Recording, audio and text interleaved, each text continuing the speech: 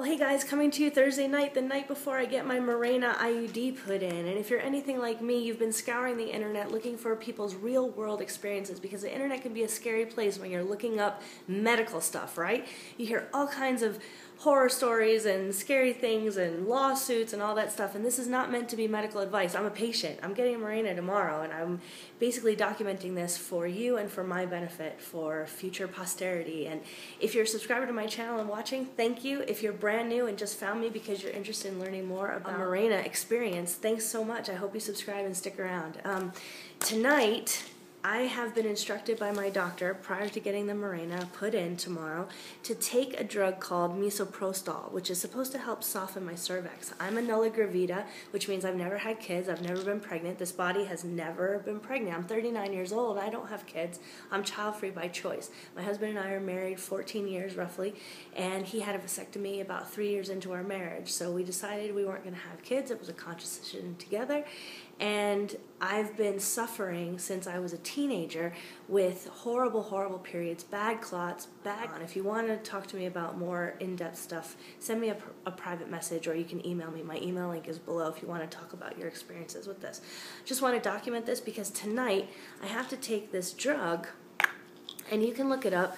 You probably might be prescribed it if you end up getting this procedure done too, because it softens the cervix and helps the IUD insertion. Now, if you know anything about Mirena, you know what an IUD is. They gets inserted through the vagina, through your cervix, through like a delivery mechanism, and then it springs open and is like a T inside your uterus. And it has a hormone in it which helps thin the lining of the uterus so that there's less lining to come out, meaning less clots and less cramping and all that stuff. So it's supposed to be a really good thing. I'm scheduled to have a partial hysterectomy in the fall, hopefully if my ovaries are healthy and everything, but I'm traveling so much this summer that there's just not going to be enough time for me to get a hysterectomy, recover for it before I start traveling. So the IUD is going to be a temporary solution for me. So I have 2 of these pills, and one I'm taking tonight. Right now, it's about 10:45 p.m., and I'll be going to bed in about an hour. And I wanted to try to take this before I went to bed so that I could kind of give you guys a sense of how I feel after this pill. Because if you look at this drug online, it's got some scary, nefarious, dubious uses for it. So hopefully this won't cause too much cramping for me tonight, but it can't be any worse than what I already feel when I have what I call shark bait, really bad period. But I'm going to take this one now. Actually, I'll take it on camera. Here's my water. Go drink some water. Ooh. Okay, down the hatch. So I'm going to check back with you guys in about an hour, see how I feel, and then we'll take it from there. Hopefully I'll be... Well, guys, it's been about an hour since I took that pill, and I feel fine. I don't even feel like I took anything. No cramping, no uneasiness, no side effects that I can tell at all. So I'm going to go wash my face, brush my teeth, put myself to bed, and tomorrow morning I'll be taking the next one and then just getting ready for the procedure in the afternoon. So stay tuned. Tomorrow is a new day, and hopefully the first day of the rest of my life. Feeling better. See you in the morning. Okay guys, super quick update. I'm headed to my appointment right now.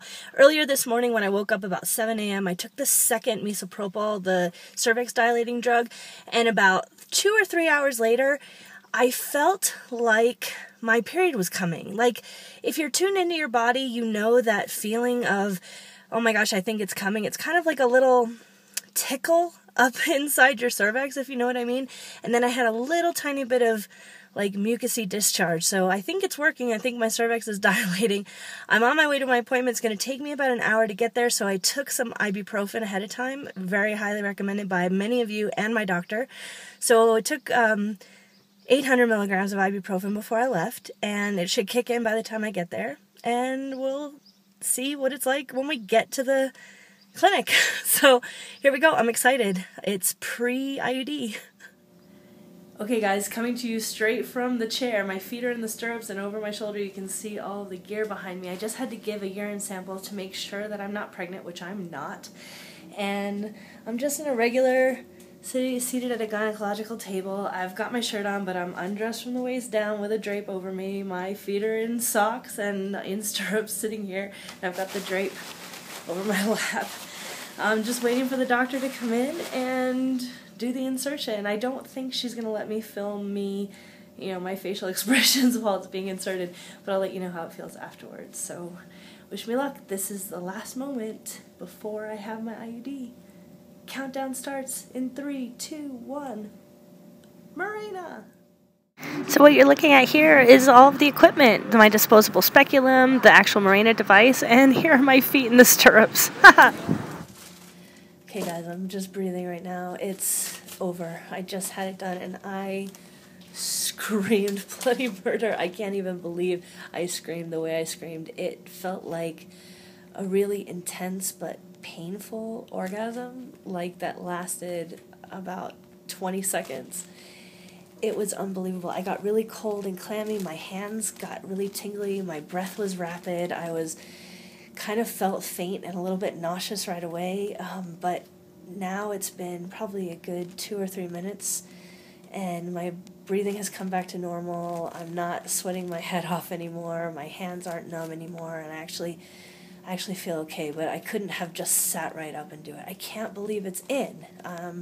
It's in, and I've got just a little bit of like wah wah wah wah gnawing, like the early stages of the way my shark bait cramps usually are, where I can tell my uterus is angry and it's contracting a little bit, but it's not. I don't feel horrible at all. The insertion was definitely a little intense, a little more intense than I had expected, but it's in and it's done. So I'm going to breathe a little bit more and then I'll follow up with you guys in a couple minutes, but just wanted to get a capture of how it was right after the fact. I'll probably be able to describe it more eloquently and in more detail later on when I can really process what happened and explain it to you, but this is literally 2 minutes after I had it done. So yay, it's in. Okay guys, it's been roughly 2 hours since the procedure. Nick is kind enough to be driving for me because originally I was going to go by myself and then he decided to take the afternoon off. Luckily he did, because honestly I needed someone else there with the presence of mind to help me ask questions and to kind of hear the words, for follow-up information and for additional information. She went over some blood work with me and stuff. And I just was not in the right presence of mind to fully grasp everything that she said. So it was really helpful to have him there as another set of ears. So if you have this procedure done and you're by yourself, try to recruit a friend or parent or somebody, spouse, boyfriend, anybody who cares about you and your well-being, who can be there and be your eyes and ears and help you ask questions and pay attention and kind of be another set of ears to listen to what the doctor said. So like I said, it's been about 2 hours since the procedure. We just had lunch. Nick took me out to Rudy's here, which is where you can get some meat. And I really felt like I needed some meat. So that's what we went for, some lean pork and some lean brisket. It was delicious, and it's really just a place where we go and have meat. So I still need to eat some veggies. But we got our meat in for that. I am still cramping quite a bit. It's kind of an odd sensation. I keep feeling like it's maybe the first day of my period where my uterus just is sort of gnawing at me. It's just kind of it almost feels like it's vibrating, and it just feels angry. It just feels like, it's not normal. I definitely feel like there's something going on. Walking around, sitting down has been fine. Walking around has been a little bit more challenging. I'm more aware of the achiness when I'm walking around. The lower back cramping isn't so bad right now. It's mostly in the front and low. My abdomen is where I'm feeling it most. I am still bleeding quite a bit. I just went and checked before we left, and I can there's definitely more blood than I expected, and I talked to the doctor after the fact, and she said that, that was totally normal because she did do a biopsy too, and she had to grab my cervix with tweezers, and so there was definitely going to be some bleeding and stuff. So everything so far is normal and to be expected. I'm interested to see what the next few days will bring, but so far so good. It's kind of like this interesting little secret that I have now. I'm kind of walking around kind of knowing that, you know, I've got a little secret. I've got an IUD in, and that's kind of, I don't know, there's something kind of cool about that, knowing that I'm in a part of a club, and those of you who have Mirena too, we're in the same club now. I'll definitely do a check-in, you know, in a week or two and kind of give you guys an update on what, you know, how I feel about it. And I'm super hopeful. I feel like this, you know, as long as my body doesn't reject it and doesn't spaz out over it, I think it's fine. As far as the pain goes of having it inserted, if anyone had accurately described it to me before I had it done, I probably would have thought twice about it, honestly.